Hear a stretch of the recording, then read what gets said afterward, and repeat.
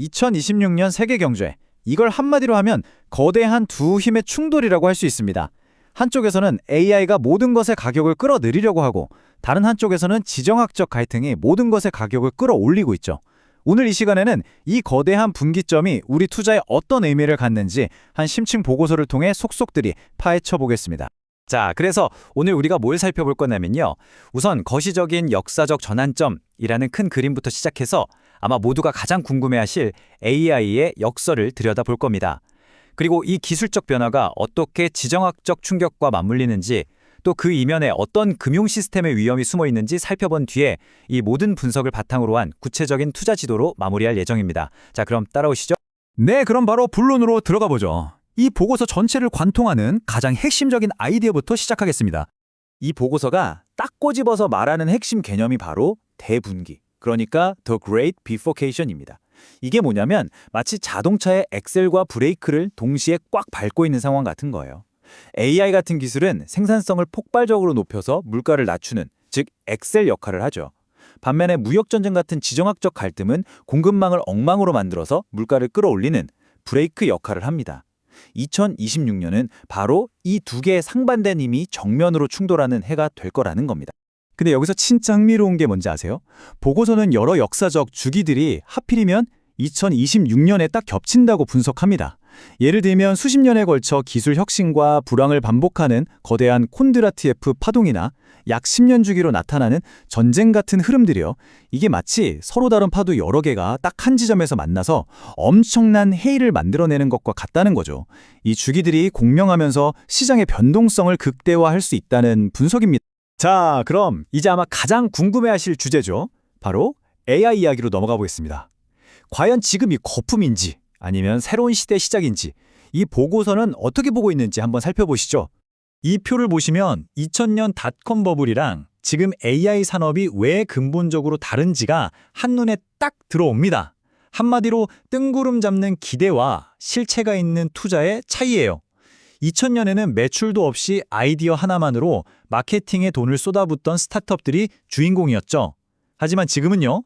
이미 막대한 현금을 벌어들이는 거대 기업들이 반도체 공장을 짓고 발전소를 짓는 눈에 보이는 물리적인 실체에 천문학적인 돈을 투자하고 있습니다. 이게 바로 지금의 AI 붐을 단순한 거품으로 치부할 수 없는 이유입니다. 그러니까 이 보고서가 말하는 진짜 핵심은 이겁니다. AI 전쟁의 무게중심이 이제 소프트웨어에서 하드웨어로, 즉 눈에 보이지 않는 코드에서 손에 잡히는 자원을 둘러싼 경쟁으로 완전히 옮겨갔다는 거죠. 그래 바로 반도체와 에너지입니다. 그리고 앞으로는 이 두 가지를 누가 장악하느냐가 승자와 패자를 가릴 거라는 겁니다. 아니 그럼 그 규모가 어느 정도냐고요? 이 숫자를 한번 보세요. 보고서에 따르면 AI 학습에 꼭 필요한 HBM 같은 고성능 메모리 수요가 그야말로 폭발하면서 2026년 전 세계 반도체 시장 규모가 역사상 처음으로 1조 달러를 돌파할 거라고 합니다. 우리 돈으로 하면 1,300조 원이 넘는 돈입니다. 정말 몇 년 전만 해도 상상도 못할 숫자죠. 자, 그리고 이건 에너지 문제가 얼마나 심각한지를 진짜 적나라하게 보여주는 예시인데요. 그린랜드에 짓는 데이터 센터 프로젝트 딱 하나에 필요한 전력이 1.5기가와트라고 합니다. 이게 어느 정도냐면 원자력 발전소 1.5기가 내뿜는 전력량과 같아요. 전력 수요가 워낙 어마어마하다 보니까 이제는 개발자들이 에너지를 찾아서 저 멀리 북극권까지 가고 있는 그런 상황인 겁니다.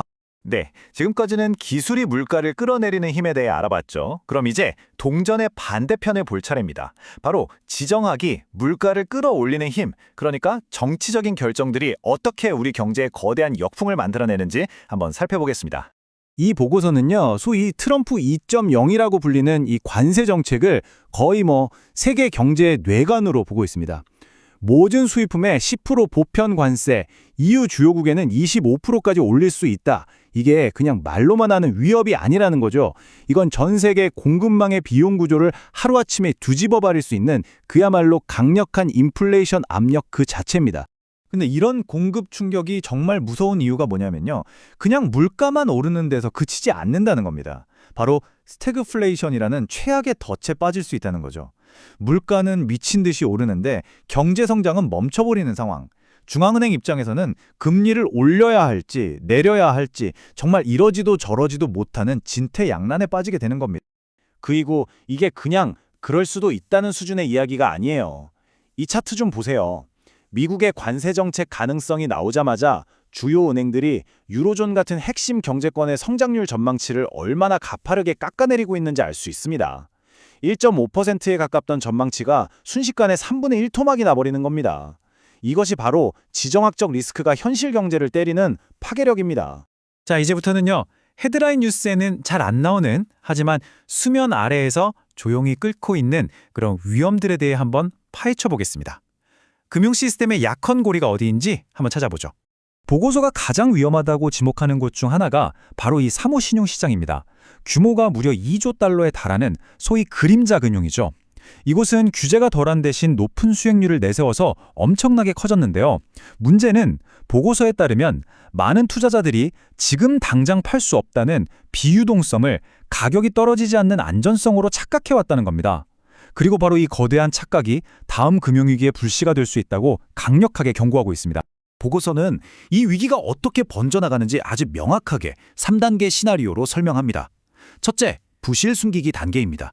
돈이 없는 기업들이 이자를 현금 대신 나중에 갚을게 라는 또 다른 빚으로 갚으면서 폭탄 돌리기를 시작합니다. 둘째, 은행으로의 전염 단계입니다. 결국 그 기업에 돈을 빌려준 사모펀드가 은행 빚을 못 갚게 되고 은행의 재무 건전성이 무너지기 시작하죠. 마지막으로 셋째, 공포 확산 단계입니다.